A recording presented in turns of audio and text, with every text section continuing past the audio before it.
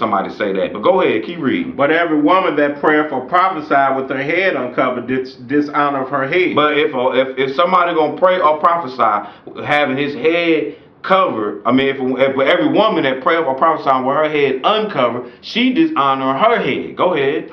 For that is even all one as if she were shaved. Go ahead. For if the woman be not covered, let her also be shorn. So if she can't cover her hair, well then tell her shave all the hair off then. You walk up in here bald head like a dude. Go ahead.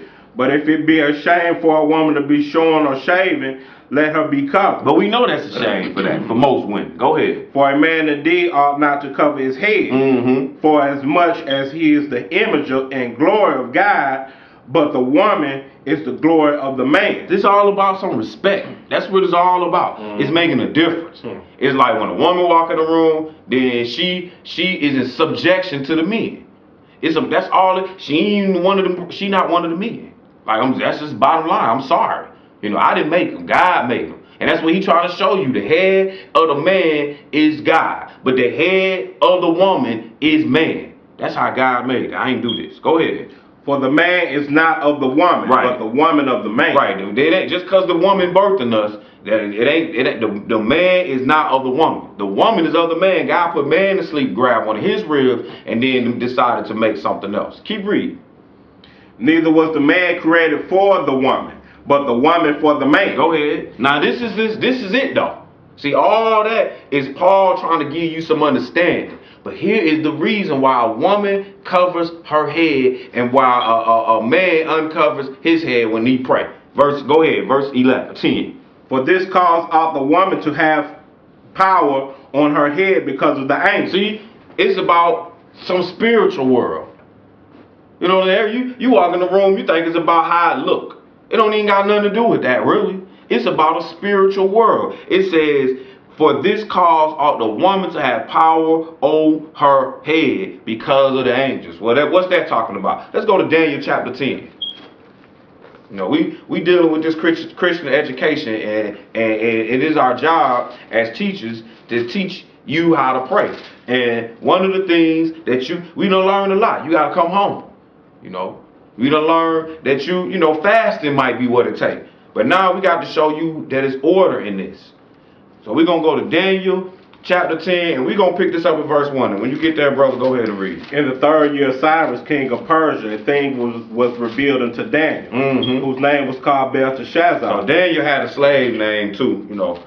It's like, you know, my name is Brother Jediah, and this is Brother Zephaniah. You know what I'm saying? We got Israelite names, but we were born with some slave names.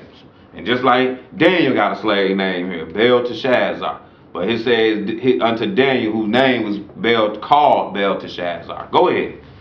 And the thing was true, but the time appointed was long, and he understood the thing, and had understanding of the vision. In those days, I, Daniel, was mourning 3 full weeks. Right. I ate no pleasant bread. See, so now he gonna be fasting. He was mourning and humbling himself for 3 whole weeks. He's like, I didn't eat no bread. Go ahead. Neither came flesh nor wine in my mouth. Neither did I anoint myself at all, till 3 whole weeks were fulfilled. Okay, now let's skip over to verse 10. And behold, an hand touched me, which set me upon my knees and upon the palms of my hands. So he was praying, and while he was praying, you know, some things took place, and then now a hand gonna touch him. Go ahead. And he said unto me, O Daniel, a man greatly beloved, understand the words that I speak unto thee, and stand upright, for unto thee am I now sent. And when he had spoken this word unto me, I stood trembling. Then said he unto me, fear not, Daniel, for from the first day that thou didst... We saw the first day that this started happening. He gonna tell you from the first day that thou... Go ahead. For from the first day that thou didst set thy heart to understand and to chasten thyself before thy God. And notice what he even called him fasting. He was like, from the first day that you set your heart to understand and to chasten thyself before thy God. Go ahead. Thy words were heard, and I am come for thy word. But what happened? But the prince of the kingdom of Persia withstood me 1 in 20 days. But now it was something going on in the spiritual world where this prince, this king, this Satan withstood Gabriel for 21 days now. Go ahead. But lo, Michael, one of the chief princes, came to help me, and I remained there with the kings of Persia. So another angel had to come and help Gabriel, the angel who bring this understanding, so that Daniel could get this understanding. All this was going on. Daniel can't see none of this while Daniel was fasting in the spiritual realm. Let's go back to 1 Corinthians chapter 11. We're going to go back there. We're going to read that verse again, because this is what's going on while you praying. You got good angels and evil angels interacting and trying to stop prayers from getting there and trying to help you get understanding. And Paul is telling you, hey, look, you need to have power over your head, so you need to cover your head. Yeah, some old scriptures back in the Old Testament when there was a spirit, a jealousy upon a man, and he would take his wife and to the priest.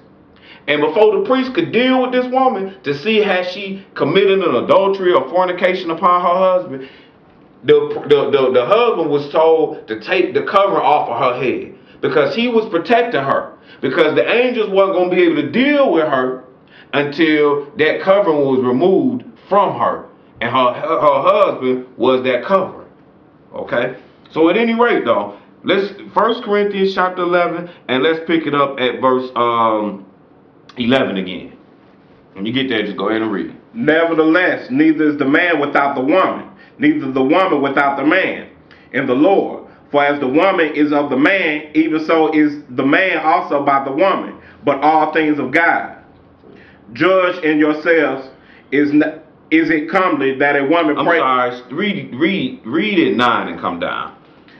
Neither was the man created for the woman. Now, we read this already. But the woman for the man. For this cause ought the woman to have power on her head because of the angels. Now we saw what take place in the spiritual world with the angels. Go ahead. Nevertheless, neither is the man without the woman, neither the woman without the man in the Lord. Right. For as the woman is of the man, even so is the man also by the woman. But all things of God. Go ahead. Judge in yourselves. It is comely that a woman pray unto God uncovered. Do not even nature itself teach you that if a man have long hair, it is a shame unto him? No, he's saying, look, nature teach you that if a man got long hair, that's what nature teach. But we don't have that type of custom, but that's just what nature teach, right? But go ahead.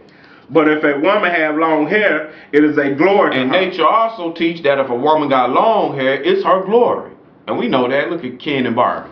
You know, or go to the military and watch what they do with the men. You gotta cut your hair immediately. That's what you gotta do. That's what nature teach. But go ahead. For her hair is given her for a cover. But now this is not telling a woman that her hair is covering her head, because if that's the case, then everybody got their head covered, men and women, because we got hair too.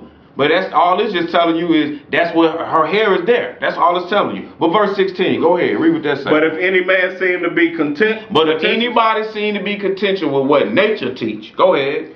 We have no such custom. We don't teach what nature teach. That's what Paul's telling you. This ain't saying that you can. This not taken from covering your head or uncovering your head. He's just telling you that the nature teach one way. We don't have that custom. Go ahead. Neither the churches of God. Neither the churches of God. Okay, let's go. So we saw there that we saw fasting, we saw the order of prayer. Let's go to Proverbs 28:9. Let's go to Proverbs 28:9, because we need to clarify some more things before you decide to get on your knees and make it a habit of praying all the time. Proverbs 28:9. We'll have many more scriptures.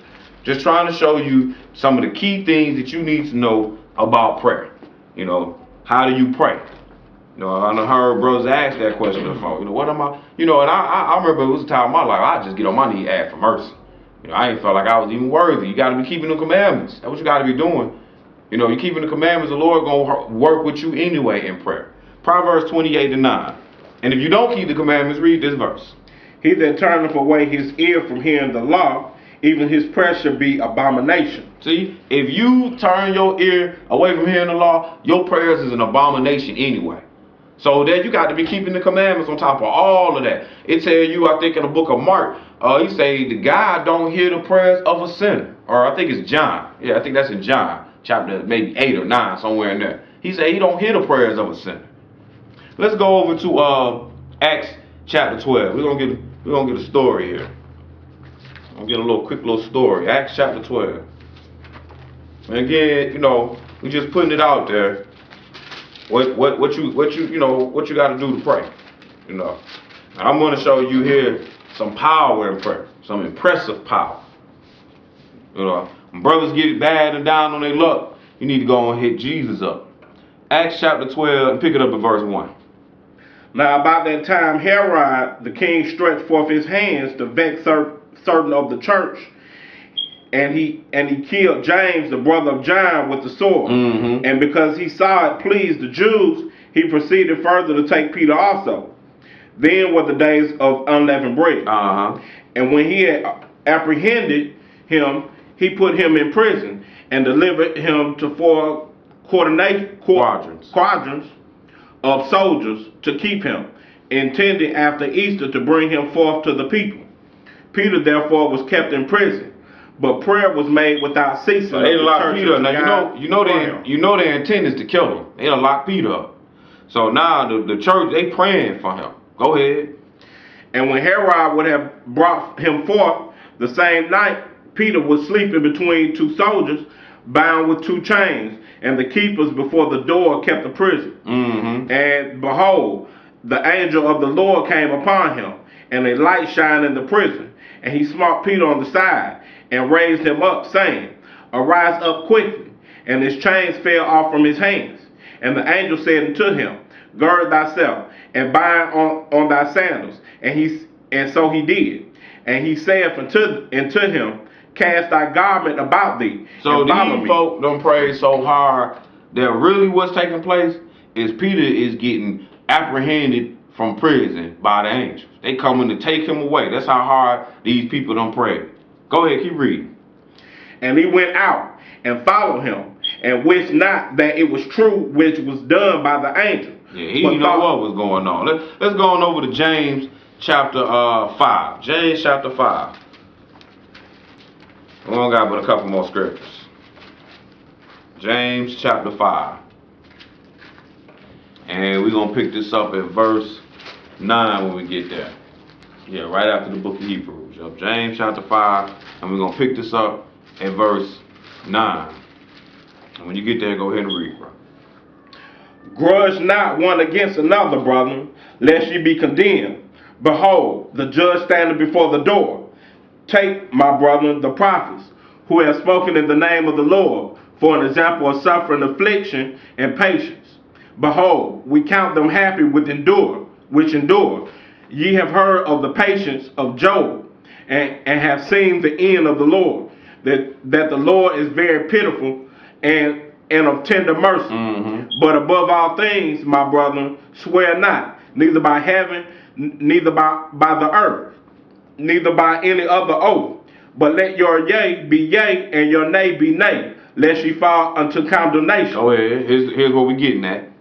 Is any among you afflicted? Like Peter was afflicted. Mm-hmm. Let them pray. Mm-hmm. Is any merry? Let them sing songs. Mm-hmm. Is any sick among you? Let them call for the elders of the church. Mm-hmm. And let them pray over him, anointing him with oil in the name of the Lord. Go ahead. And the prayer of faith shall save the sick. Mm-hmm. And the Lord shall raise him up.